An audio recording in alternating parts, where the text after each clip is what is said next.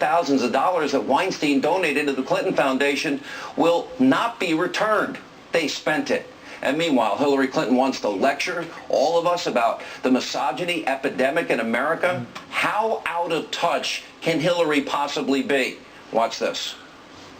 Sexism and misogyny are endemic in our society, and I do try to take readers on a journey with me. There seems now to be a willingness by more and more women and girls to claim their rights in a very explicit way, not an apologetic way, not like, oh, excuse me, let me express my opinion. But no, I have an opinion. I want to tell you what that opinion is.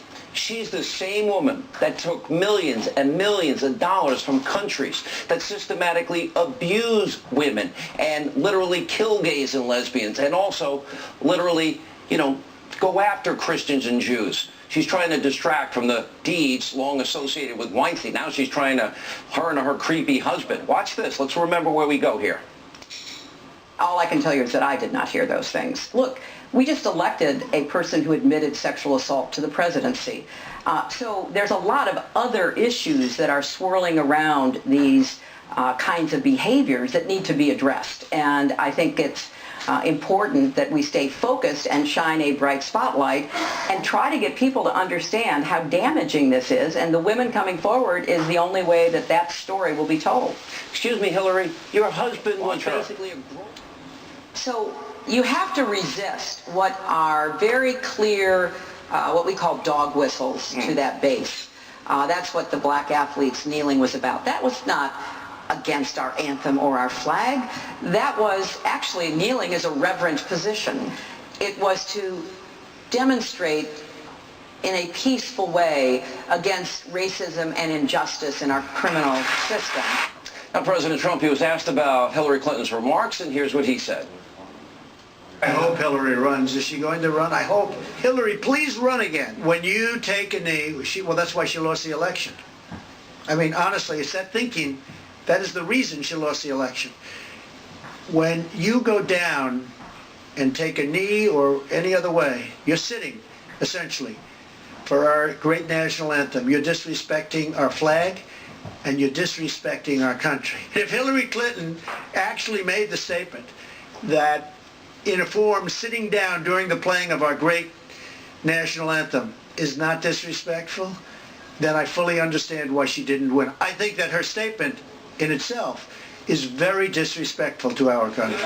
The president's right. Americans fought, bled, and died for this country, fighting under that flag, and everyone should at least unite and stand for that, for the flag, for the national anthem, in reverence of those who did sacrifice for us. And what Hillary Clinton said is disrespectful to the country, and she's siding with cop haters. But unfortunately, this controversy is not going away anytime soon. The only thing leaving are the fans and also sponsors. The man who started all of this, former 49ers quarterback Colin Kaepernick, he filed a grievance against the NFL, saying NFL owners are blacklisting him. And guess what? Kaepernick is taking a page out of the left-wing playbook, and he's actually blaming President Trump. You can't make this up. Now, Kaepernick's attorney, Mark Garagos, I've known him for years, smart attorney. He released a statement on behalf of his client. It reads in part, quote, if the NFL, as well as all professional sports leagues, is to remain a meritocracy, then principled and peaceful political protest, which the owners themselves made great theater imitating weeks ago, should not be punished, and athletes should not be denied employment based on partisan political provocation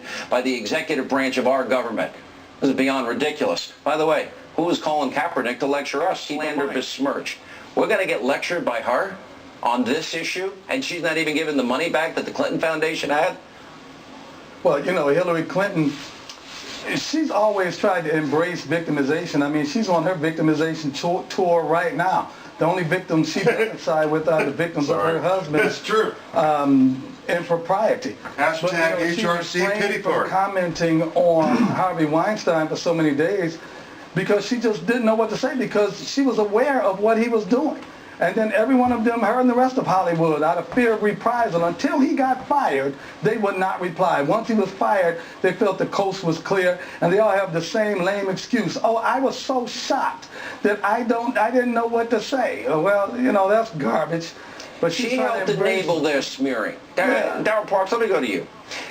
If a country that tells women how to dress, won't let them drive, won't let them vote, where marital rape is not a crime, domestic abuse is not a crime, women can't travel or leave the house without a man's permission, gays and lesbians are killed as a matter of law in many of these countries, and Christians and Jews are persecuted. My question, Darryl Parks, would you take a penny from countries that abuse human rights like that? Well, Sean, I think we have to always be concerned about any country. You got to answer. I don't think it's a yes or no question. It is. I think you got to always be mindful of what people do in their country. I'd be very concerned. Would you take money from? Wait. Would you take money from the best charity you work for? I know, for example, Pastor Scott has a great charity in Cleveland that I want to support his charity. Okay. Would you take money from a country that abuses women, kills gays and lesbians, and persecutes Christians and Jews? Do you want that dirty, filthy money? I don't. You shouldn't want it. I think you got to always watch anybody that has those type of things going on. I think you have to be concerned about it. Very concerned about taking that type of money. Would you take it? Not be concerned. Would you take the millions from those countries? They're offering it to you. Oh, you probably wouldn't. You wouldn't. Hillary did, Pastor Scott. That's the point. Millions, and they bought her silence on the abuse of all these different groups that she claims she has a monopoly on. Yes, and you know, Hillary, that's actually was supposed to be her platform, women's empowerment. So how can you take money from someone who is opposed to the platform that you profess to stand on? She's a fraud. She's been a fraud. I did end up falling victim to, which I hate that word victim, but... You know, it seems like, and I'll ask both of you this. Tracy, we'll start with you. Young girls, and maybe before they're 18, around 18, they have dreams. They want to be in the music industry. They want to be on television. They want to be in the movie industry. Yeah. And how common is this? That basically they're told it's a quid pro quo. You want a movie role, you want to get in the band, you want a chance, you got to go through us first. Tracy. For me, it was never that blatant. Was it subtle and obvious though? Well, it was like you knew who could get you a job. You knew who this director was by name. You knew who this producer was. And if they're inviting you to dinner or to something, you're like, oh my gosh, this is great. Because you're thinking it is regarding your career. And then you get to dinner, and what is happening in most cases at dinner? They reveal their true intentions?